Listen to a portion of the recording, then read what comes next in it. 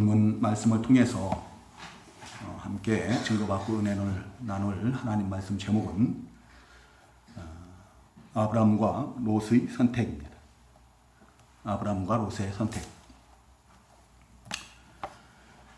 본문은 우리가 지금 봉독에서 아신 것처럼 믿음의 조상 아브라함과 또 그 조카 롯의 이야기입니다.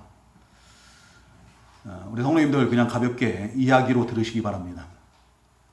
이야기로 들으시고 딱딱한 교리의 말씀이 아니니까요. 이야기로 들으시고요. 우리가 이 지난주 이 시간에 솔로몬의 축복이라는 그런 제목의 말씀을 증거를 받았습니다. 그 말씀을 통해서 하나님의 백성들에게 있어 진정한 참된 복이 무엇인가를 우리가 증거받고 함께 교훈을 받고 은혜를 나누는데요. 하나님을 알지 못하는 사람들, 불신자들은 부귀 영화를 누리면서 자기가 원하는 바를 이루는 그런 삶을 사는 것이 복된 삶이라고 이렇게 생각을 하지만 하나님의 백성들에게 있어서 참된 복은 하나님께서 우리와 함께 하시는 것이라 있습니다. 하나님께서 나와 함께 하시고 또 내 마음이 주님을 향하여 주님의 길로 행하고 주님의 말씀을 믿고 따르는 그런 삶. 또 하나님께서 우리의 모든 기도에 귀 기울이시고 그래서 우리의 모든 필요를 다 둘러보시고 공급하심으로 하나님의 영광을 나타내는 그런 삶을 사는 것이 하나님의 백성들에게 있어서는 그것이 참된 복이다 라고 우리가 증거를 받았어요. 그러면서 우리가 앞에서도 찬송을 부르면서 잠깐 말씀을 드렸지만 하나님께서 종들을 통해서 축복하신, 약속하신 그 모든 복은 우리가 그 복을 거절만 하지 않으면 다 누릴 수 있다라고 말씀을 드렸습니다. 우리가 그 복을 거절하는 게 문제죠. 그 거절하는 게 어떠한 삶인가 하면 불순종의 삶입니다. 사울 왕이 여호와의 말씀을, 그 명령을 불순종함으로 인해서 하나님께서 그 사울 왕을 버렸던 것처럼 우리가 그 불순종의 삶을 살 때 마치 하나님께 버림받은 것 같이 하나님께서 종들을 통해서 약속하신 모든 복을 누리지를 못한다는 겁니다. 우리가 그 말씀을 증거를 받으면서 또 교훈을 받았던 내용이 뭔가 하면 둘째 대주에서 우리의 마음이 주님을 향하는 것이 중요하다. 왜 우리의 마음이 주님을 향하는 것이 중요한가? 우리 마음이 누구를 향하고 무엇을 향하느냐에 따라서 우리의 삶의 방향이 달라지는 거예요. 우리의 장래가 달려있기 때문에, 바뀔 수 있기 때문에, 달려있기 때문에 우리의 마음이 어디를 향하느냐, 누구를 향하느냐, 무엇을 향하느냐가 중요하다라고 이렇게 교훈을 받았습니다. 예, 오늘 이 본문에서도 믿음의 조상 아브람과 또 조카 롯이 그들의 마음의 향방에 따라서 그들의 선택지가 달라집니다. 선택지가 달라지고 그 이후에 삶이 달라진다는 것을 우리는 성경을 통해서 알 수 있습니다.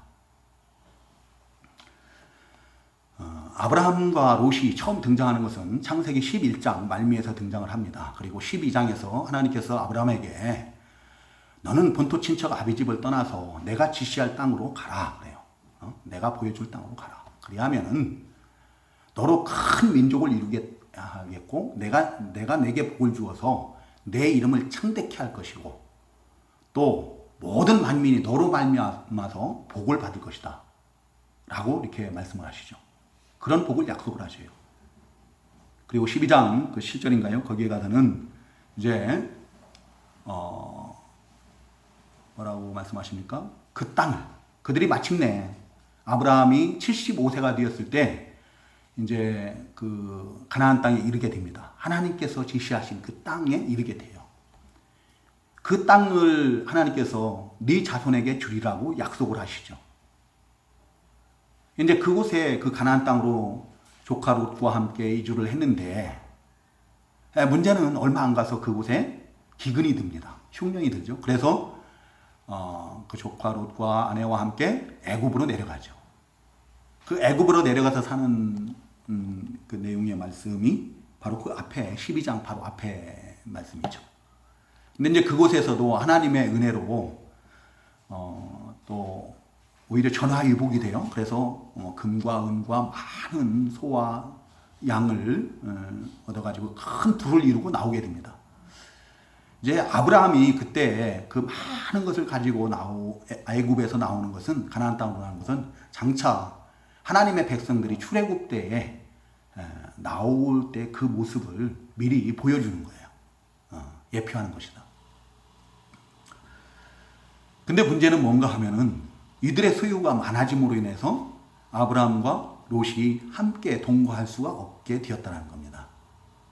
그래서 이제 서로 갈라지게 되는데요. 그 내용이 바로 오늘 본문 말씀이에요. 그들이 왜 갈라지는가? 갈라지는 이유는 첫째 대지 제목에 나오는 것처럼 바로 하나님의 이름이 더럽혀지지 않게 하기 위함이었어요. 아브라함이 택한 것, 롯이 택한 길은 바로 그거예요. 하나님 아버지의 이름이, 하나님의 이름이 더럽혀지지 않는 길을 택하였다는 겁니다. 오늘 이 본문에 보면은 아브라함과 조카 롯의 소유가 많아짐으로 말미암아 동거할 수 없었다라고 증거를 하죠. 그들의 주업이 뭡니까? 아브라함과 롯의 주업이 목축이에요. 소나 양이나 염소나 낙타 이런 것들을 키우는 그런 일을 하죠. 목축업인데 그 목축업을 하기 위해서는 소나 양이나 이런 소유가 많아지면 뭐가 많아져야 돼요? 땅이 많아져야 돼요. 그렇죠? 목초지가 많아져야 되고 그 다음에 그 소나 양이나 이런 것을 먹일 수 있는 우물이 많아져야 돼요. 중동 지역은 이 물이 귀한 지역이기 때문에요. 이게 우물이 하나의 기업과 같아요. 땅과 같은 거예요. 우물이 많아져야 되는데 자꾸 소유가 많아져서 점점 많아져가지고 그 양이 늘어나고 소가 늘어나고 염소가 늘어나고 약대죠. 낙타가 늘어나고 그러는데 우물은 한정돼 있어요. 그 목초지는 한정이 돼 있습니다. 그러니까 어떻게 해요? 아브라함의 목자들과 그 롯의 목자들이 서로 다투는 거예요. 서로 먼저 물을 먹이려고 하고 서로 먼저 풀이 좋은 곳에 가서 자기 양들을 먹이려고 하고 다투고 싸우고 그러는 거죠. 이제 그것을 안 아브라함이 오늘 이 본문 8절에서 증거하는 것처럼 아브라함이 롯에게 이르되 우리는 한 친족이라 나나 너나 내 목자나 네 목자나 서로 다투게 하지 말자라고 이렇게 얘기를 해요. 우리는 한 친족이다. 혈통적으로 뭐예요? 아브라함은 삼촌이고 롯은 조카예요. 한 피를 나누는 친족이거든요. 형제예요. 더군다나 하나님을 섬기는 하나님의 백성들이에요. 근데 그들이 자기들의 소유가 많아짐으로 말미암아서 더 많은 이익을 얻기 위해서 서로 다투고 싸우고 그런다고 하면은 하나님을 섬기는 자들로서 하나님의 이름을 더럽히게 되는 것이라는 겁니다.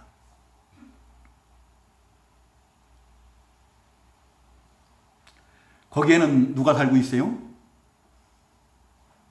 이 아브라함과 롯만 살고 있는 게 아니라 그 7절에서 보면은 가나안 사람과 브리스 사람도 그 땅에 같이 거주하고 있었다 했어요. 그 땅에 원래부터 살고 있었던 사람들이 있어요. 아브라함과 롯은 바단 아람으로부터 하란으로부터 이주해 갖고 온 거죠.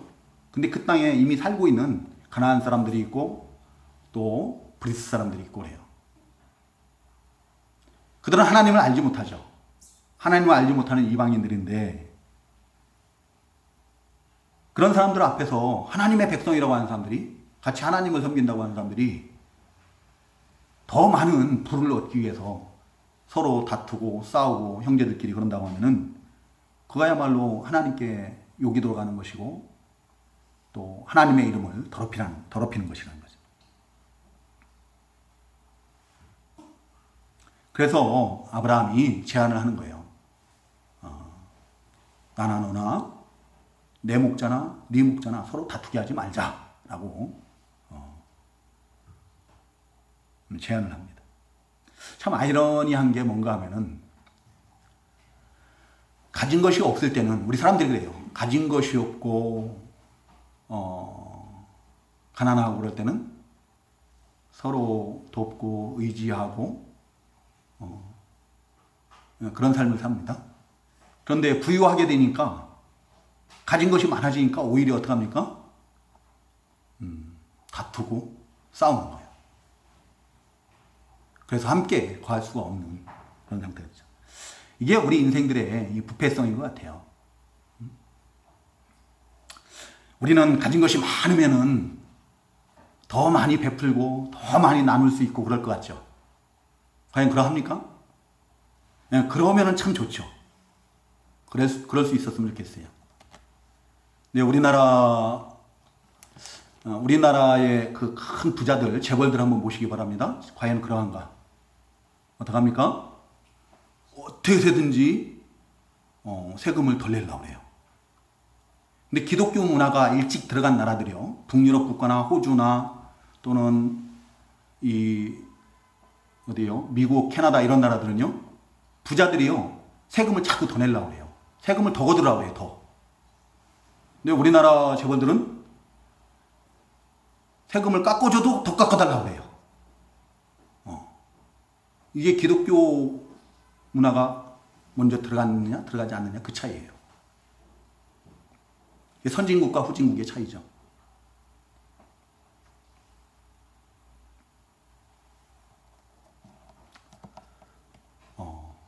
소유가 더 많아져가지고 부해졌는데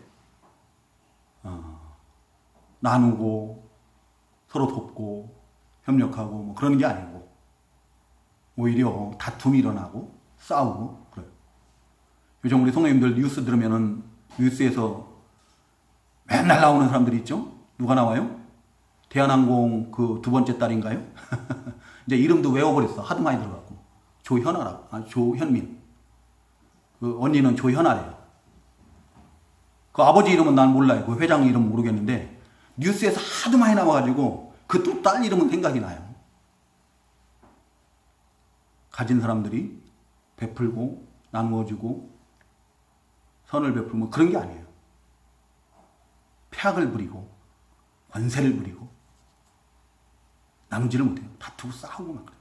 지금은 이제 모든 국민의 공적이 돼갖고 표적이 돼서 수모를 당하고 있습니다.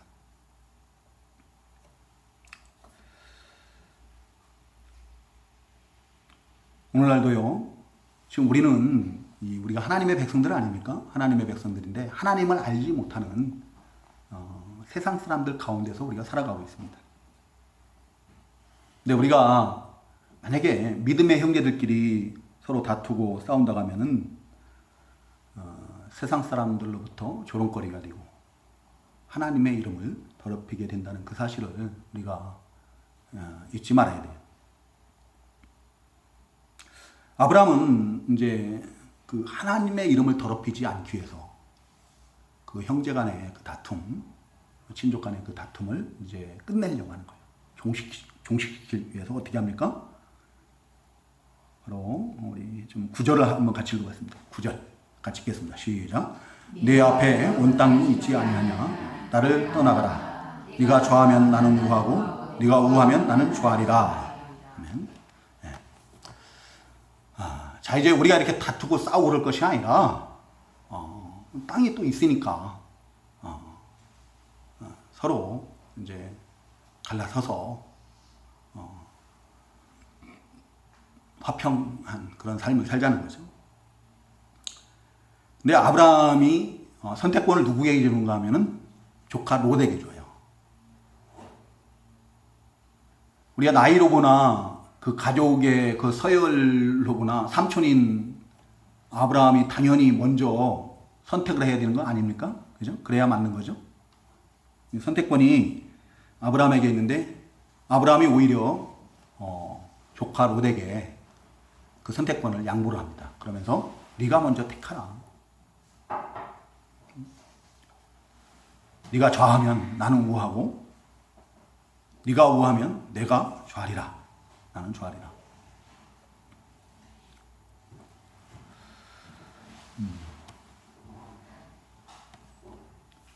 아브라함이 택한 것은 뭔가 하면은 그 다툼을 불화를 종식시키기 위해서 택한 것은 뭔가 하면은 양보입니다. 자기의 권리를 선택권을 조카 롯에게 양보를 하는 거예요. 그 결과 롯은 우리가 알듯이 물이 넉넉해서 부족함이 없는 여호와의 동산과 같은 그런 요단 지역, 소알 땅, 소돔 그 지역을 택하고 그곳에 거하게 됩니다. 반면에 아브라함은 어떻게 됩니까? 아브라함은 물이 부족한 그 가나안 땅, 척박한 땅에 이제 거하게 되는 거예요. 오늘날은 이권이 개입이 되면은 뭐 형제끼리도 으르렁거리고 물고 뜯고 뭐 재판도 불사하고 다투고 그러지요. 그러한 시대에 우리가 살아가고 있는데요. 이러한 시대를 살아가는 우리 시각으로는 좀 아브라함이 어떻게 보면은 어리석어 보이고 미련해 보이고 바보 같은 거예요. 자기 권리를 갖다가 양보했으니까. 뭐 삼촌이니까 나이도 더 많으니까 또 자기를 통해서 조카 롯도 그 가나안 땅까지 따라온 거 아닙니까? 당연히 자기가 권리가 있고 자기가 먼저 차지할 그 좋은 땅을 차지할 수가 있었을 텐데 근데 그것을 양보를 하는 거예요. 포기를 하는 겁니다. 그리고 자기는 그 척박한 땅에 거하는 거예요. 그 겉으로 보기에는 큰 손해 같죠. 아브라함에게 있어서는 큰 손해인 것 같아요. 그렇지만 그것은 미련한 것도 아니고 바보도 아니고 손해도 아닙니다. 우리가 겉으로 볼 때는 육신적인 시각으로 볼 때는 세상 사람들 관점으로 볼 때는 그게 손해인 것 같고 어리석어 보이지만 그게 오히려 지혜로운 거예요. 우리 하나님 앞에는 세상적으로 지혜로운 자들은 하나님께서 미련하게 여기신다고 했어요. 그렇죠? 어리석은 자가 지혜로운 자라고 했어요. 그게 손해인 것 같은데 이후에 보면 어떡합니까? 바로 그 뒤에 14장에 가보면은요. 아브라함이 과연 가난했습니까? 그 물이 넉넉한 소알 땅에 거하지 못함으로 인해서 그 척박한 땅에 거함으로 인해서 양을 치는 거 이런 게 어려워서 뭐 재산이 살림이 쪼그라들고 막 그랬습니까? 그러지 않았어요. 그 뒤에 보면은요. 14장 그 14절에 보면은 아브라함의 집에서 일하는 자들이 남자들만요. 318명이에요. 남자만 318명이에요. 그 가족들까지 다 하면 어떻게 되겠어요? 다 종이에요, 종. 오늘날로 말하면 우리나라의 중소기업보다 더 큰 거예요. 웬만한 중소기업보다 더 큰 겁니다. 큰 복으로 하나님께서 갚아주신 거예요. 하나님의 이름을 더럽히지 않기 위해서 하나님의 영광을 위해서 양보할 때 하나님께서 오히려 더 큰 은혜로 복으로 채워주신 겁니다.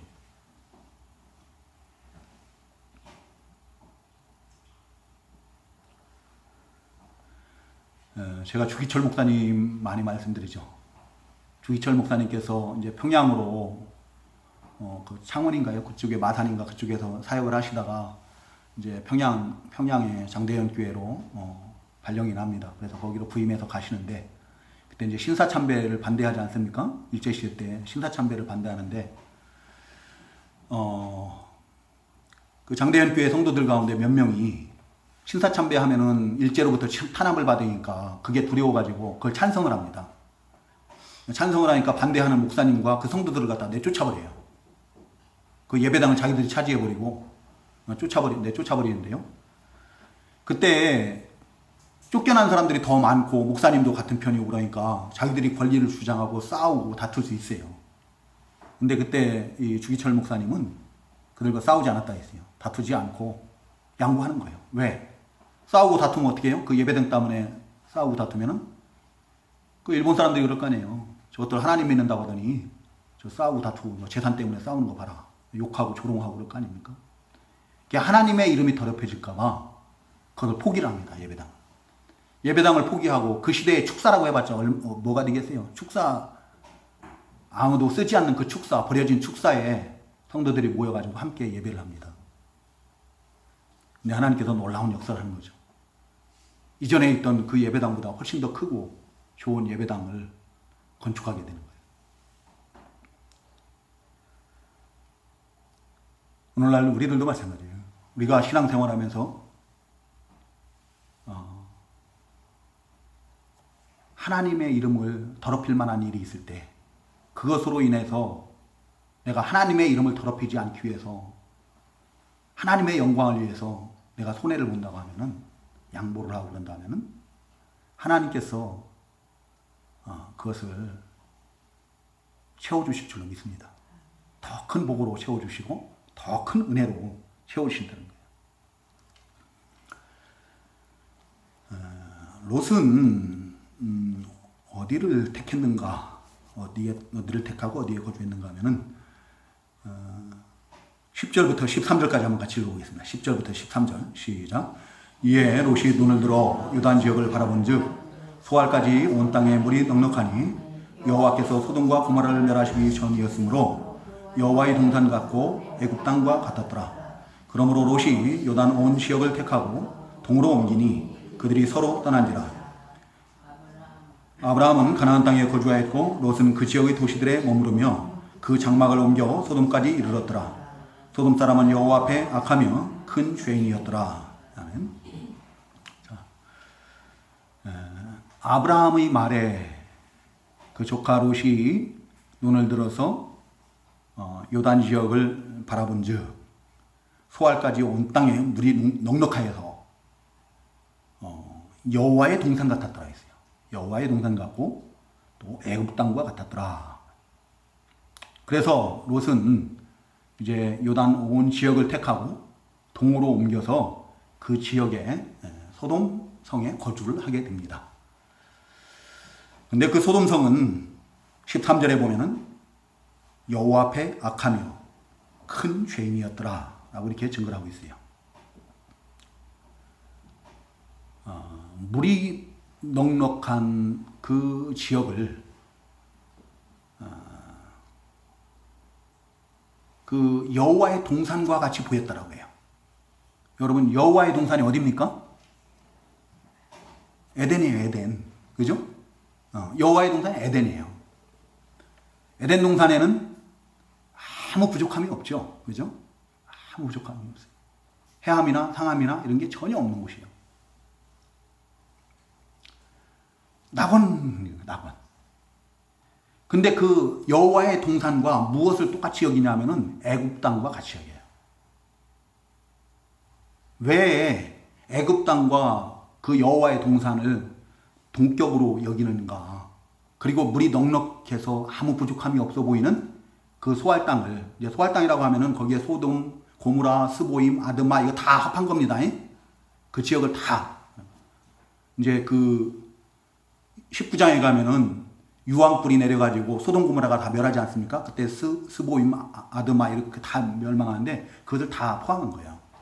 그 소알 땅에 물이 가득하여서 넉넉하여서 아무런 부족함이 없어 보이는 거예요. 그곳을 여호와의 동산 같고 애굽 땅과 같아 보였다라고 해요. 그곳은 너무나 풍요로운 곳이에요. 먹고 마시고 사는데 아무런 부족함이 없는 곳입니다. 그런 곳을 여호와의 동산으로 지금 롯은 그렇게 생각을 하고 있는 거죠. 근데 여호와의 동산이 정말 에덴이 그런 곳입니까? 맞아요. 부족함이 없는 건 맞아요. 근데 거기에 뭐도 없어야 돼요? 악이 없어야 됩니다. 죄가 없어야 돼요. 그 증거가 뭐예요? 아담과 하와가 그 여호와의 동산에서 에덴에서 범죄했을 때 하나님께서 어떻게 합니까? 그냥 거기서 영원히 살게 해요? 어떻게 해요? 쫓아내 버리십니다. 추방해요. 누가복음 24장 누가복음 23장 43절에 보면은 예수님께서 그 십자가에 못 박히셨을 때 한쪽 강도가 네가 오늘날 나와 함께 낙원에 이르리라 이렇게 말씀하시죠. 그 낙원은 누가 계신 곳인가 하면 하나님이 계신 곳이에요.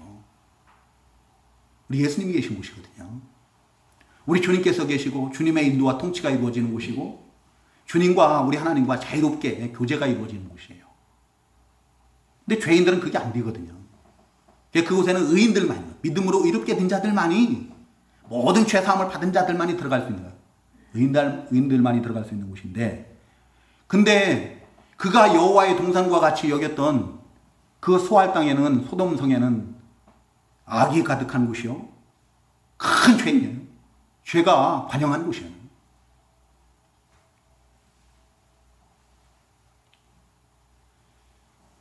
근데 왜 그 롯은 먹고 마시고 그러는데 부족함이 없는 그곳을 여호와의 동산이라고 여겼을까요?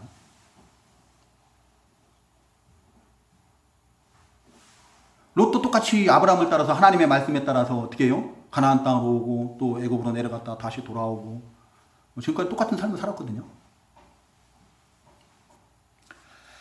우리가 이 롯이라는 이름에서 그의 삶을 그의 인격을 찾아볼 수가 있어요. 롯이라는 이름은 히브리어로 로트, 덮개란 뜻이에요. 덮개. 덮어버리기, 덮여있는 자예요. 그 마음이 무엇인가 덮여서 생활하고 있는 거예요.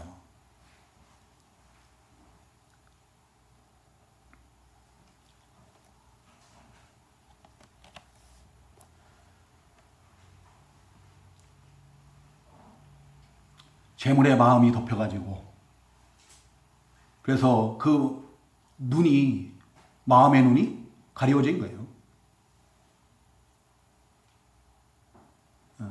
진정한 여호와의 동산이 뭔지를 모르고 오해하고 그런 거죠. 마태복음 13장 22절에 보면은 씨 뿌리는 비유를 우리가 증거를 받았었죠. 거기에서 가시떨기에 뿌려졌다는 것은 말씀을 들으나 세상의 염려와 재물의 유혹에 말씀이 막혀 결실하지 못하는 자라고 그랬어요. 그죠? 그러니까 지금 롯은 그 마음이 재물에 막혀 있는 거예요. 재물이 그 마음을 덮어가지고 하나님의 동산에 대해서 바로 깨달아 알지를 못하는 거예요. 하나님의 동산은 어떤 곳이라고요? 우리 주님 계신 곳이고 주님의 인도와 통치가 이루어지는 곳이고 주님과의 교제가 이루어지는 곳이에요. 의인만이 그곳에 있습니다. 악인은 절대로 들어갈 수가 없는 곳이에요. 그런데 악인들이 바글바글하고 죄로 관영한 그 소돔 지역을 갖다가 여호와의 동산 같다라는 거예요. 왜? 물이 많아가지고 자기 양을 먹이고 물이 많으니까 뭐 초지도 충분할 거 아니에요. 그러니까 풀을 뜯기고 그러는데 아무런 부족함이 없으니까. 그냥 물질적인 면만 보고 풍요롭고 부족함이 없으니까 그것을 여호와의 동산, 천국이라고 그러면 한마디로 천국. 죄는 가득해요. 지금 이 시대가 그런 시대 아닌가요? 지금 이 시대가 뭐 물질적으로는 온갖 풍요로움을 다 누리고 있습니다. 근데 죄는 소돔과 가득한 시대예요.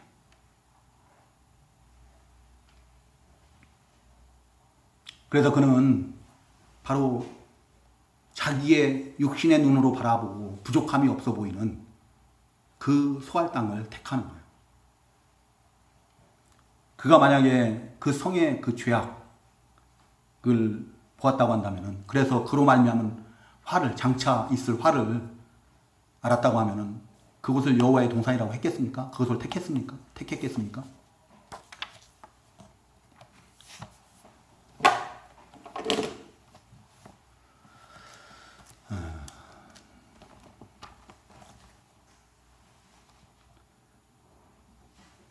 그 물이 가득해가지고, 물이 넉넉해가지고, 초지도 충분히, 마치 애굽 땅과 같이 충분히 이루어져 있고, 자기 양떼들 갖다 풀을 마음껏 뜯기고, 또 물도 먹이고 싶은 때 아무 때나 먹일 수 있고, 부족함이 없이 먹일 수 있고, 그런 말미암아서 양과 소는 자꾸 더 늘어나고, 더 부해진다는 그런 재물에 대한 그 욕망, 그것에 지금, 롯은 마음의 눈이 어두워진 거예요. 영안이 어두워진 겁니다.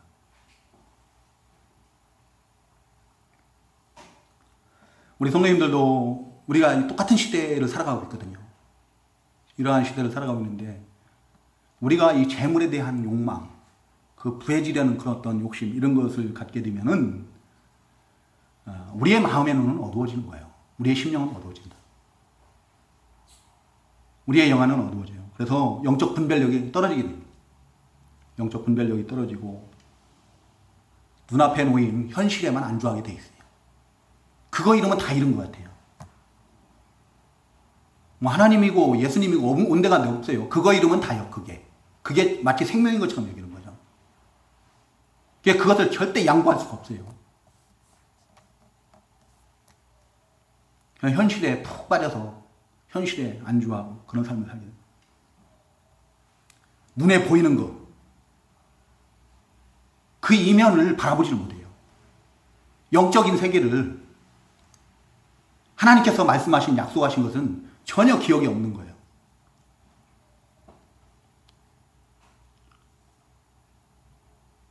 눈에 보이는 대로 판단을 하고 자기 눈으로 보기에 좋은 것을 택하게 되고 그걸 따르게 되고 그런 거죠. 이 신앙적인 면은 찾아볼 수가 없죠. 우리 성도님도 한번 생각을 해보시기 바랍니다. 우리는 어떠한 지금 그런 마음을 가지고 어떤 마음의 눈을 가지고 있는지, 혹시 우리도 롯과 같이 우리의 마음의 눈이 어두워진 것은 아닌가.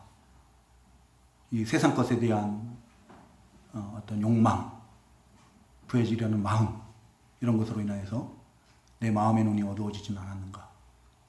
그래서 마치 이 세상 것이 아무 부족함 없이 잘 먹고 잘 사는 사람들, 그런 사람들이 하나님의 복을 받은 사람들인 것 같고, 그러한 삶이 마치 천국인 것 같이 최고인 것처럼 이렇게 그런 가치관을 가지고 있지는 않는지 한번 되돌아봐야 되는 거예요. 반면에 아브라함은 가나안 땅을 택하고 거기에 거주했다라고 했습니다. 아브라함이 택하고 거주한 가나안 땅은 약속의 땅입니다. 앞에서도 말씀드렸지만 하나님께서 아브라함에게 본토 친척 아비 집을 떠나서 내가 보일 땅, 거주할 땅, 지시할 땅으로 가라고 이렇게 말씀하시죠. 그러면서 약속하신 것이 뭐라고 그랬어요? 네 가지를 약속을 했어요. 그죠? 큰 민족을 이루게 하시겠다고 하고, 또 그 이름을 창대케 하시겠다고 하고, 또 너로 말미암아서 모든 민족이 복을 받을 것이라고 하고, 그리고 그 들어간 그 땅, 지시한 그 땅을 갖다가 그 자손들에게 주시겠다라고 이렇게 약속하신 약속의 땅입니다. 그 땅은 물이 넉넉해서 아무 부족함이 없는 여호와의 동산과 같았던, 애굽 땅과 같았던 그 소알 땅과는 상반된 그런 땅이죠. 상대적으로 가나안 땅은 어때요? 그렇지 못해요. 물이 넉넉하지 못합니다. 광야와 같고 마치 사막과 같은 척박한, 비가 오면 다 흡수해버린 그런 메마른 땅이에요. 그런 땅에서 목축을 한다는 건 정말 어려운 일이죠. 힘든 일 아니겠습니까? 풀을 찾아서 멀리 이동해야 되고, 물을 먹이려면 그 우물을 찾아서 또 멀리 이동하고, 또 우물도 부지런히 파야 되고, 어려운 곳이에요. 그럼에도 불구하고 아브라함이 가나안 땅을 택하고 또 거기에 거주한 이유는 하나님께서 약속하신 땅이기 때문이다. 하나님께서 약속하셨으니까 하나님께서 그 복을, 약속하신 복을 다 주실 줄로 믿고 기다리는 거예요. 만약에 아브라함이 먼저 조카 롯이 예의 바르게 삼촌 어떻게 해? 제가 조카인데, 내가 나이도 어린데 내가 어떻게 먼저 택할 수 있겠어요? 삼촌이 먼저 택하셔야죠. 그랬으면은 삼촌 아브라함이 어디를 택했을까요? 우리 성도님들 생각에 아브라함이 어디를 택했을 것 같아요? 예? 그 소알 땅, 물이 넉넉한 여호와의 동산과 같은 그 땅을 택했을 것 같아요? 안 택해요. 그래도 어떡합니까? 그래도 그 땅에 거하는 거예요. 왜? 하나님께서 약속하신 땅이기 때문에. 아브라함은요, 왜 우리가 믿음의 조상이라고 하는가 하면은 자기가 모든 것을 판단하지 않습니다. 자기가 좋고 나쁨을 판단하고 자기가 어디에 거할 것인가를 택할 이런 것을 갖다 결정짓지 않아요. 그냥 하나님의 말씀 그거에 따르는 거예요. 하나님께서 그 땅을 주시겠다라고 약속을 하셨으니까, 그 땅을 지시하셨으니까, 그 땅으로 가라고 했으니까 그 땅에 있는 거예요. 그냥. 이게 겸손이에요. 진정한 겸손이라는 것은 하나님 앞에 내가 무엇을 어떻게 해달라고 하는 게 아니고 하나님의 약속을 그대로 믿고 참고 기다리는 겁니다. 인내하는 거예요. 주실 때까지. 근데 그 믿으면 어떻게 된다고요? 믿음은 바라는 것들의 실상입니다. 그대로 이루어진 줄로 믿으시기 바랍니다. 아멘이 너무 적어요. 그래갖고는 안 이루어져요. 아무 확신도 없으면서, 믿음도 없으면서 그냥 할 수 없이 목사가 아멘 하시기 바랍니다. 그러니까 아멘은. 그렇게 해갖고 그게 이루어지겠습니까?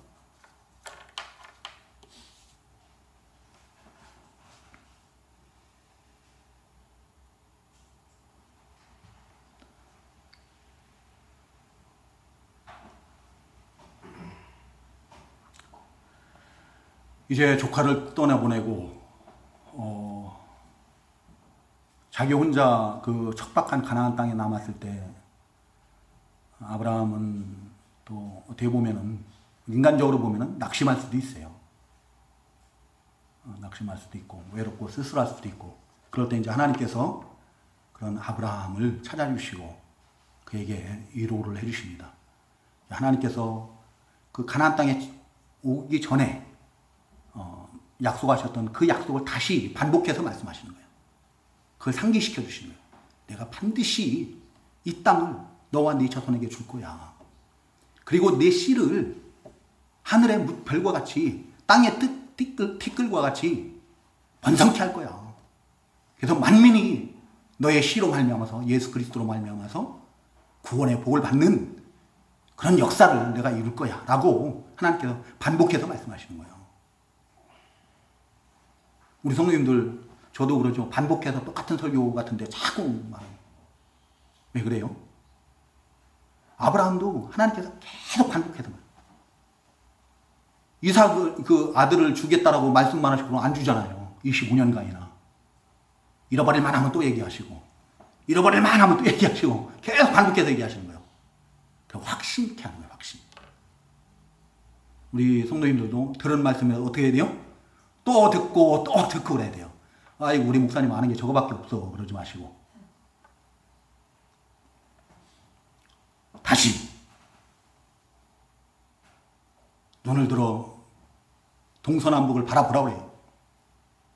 그러면 그 땅을 내가 주겠다. 일어나서 그 땅을 종과 횡으로 다녀보라고 해요. 그러면 그 땅을 주겠다. 오늘날도 우리 주님께서 우리에게 눈을 들어서 하늘을 보라고 합니다. 눈 들어가지고 이 세상 바라보고 땅 바라보고 그러죠. 땅의 것 바라보라고 하네요. 우리 골로새서 3장 1절에서 2절 귀에 못이 박히도록 들었어요. 그렇죠? 위의 것을 찾으라고. 땅의 것을 생각하지 말고 위의 것을 생각하라고. 거기에 누가 계시다고요? 우리 주님께서 계시다고. 하나님의 나라, 하나님께서 우리에게 약속하신 그 땅, 유업, 우리의 본향을 바라보라고. 그러면은 우리가 이 세상 살아가는 가운데 그 나라가 하나님의 나라가 우리 가운데 임한다라는 겁니다. 이루어진다라는 거예요. 그 땅을 차지하게 한다라는 겁니다. 어찌 아멘들 안 하시네. 그리고 일어나서 걸어라. 일어나서 종과 횡으로 다녀보라는 겁니다. 다니라. 그 세상에서 그 세계에서 그 하나님의 나라, 하나님께서 약속하신 그 땅을 다녀보라는 거예요. 하나님께서 우리에게 약속하신 그 기업, 그 안에서, 믿음 안에서 살아보라는 거예요. 진리 안에서 다니라 행하라는 겁니다. 그리스도 안에서, 성령 안에서 행하라는 거예요. 그리하면은 내게 그대로 이루어진다라는 겁니다. 하나님의 나라가 우리 가운데 이루어진다는 거예요. 시간이 다 되는데요. 오늘 이 자리에 함께 하신 우리 성도님들에게 이러한 하나님의 나라가 이루어지기를 주님의 이름으로 축복합니다. 그래서 우리 성도님들 마음에 먼저 심령천국이 이루어지길 바랍니다. 가정천국을 이루시길 바랍니다. 교회천국을 이루시고 또 직장천국을 이루시는 우리 성도님들 어디를 가든지 하나님의 나라가 이루어지는 그런 복이 임하기를 주님의 이름으로 축원합니다. 기도하겠습니다.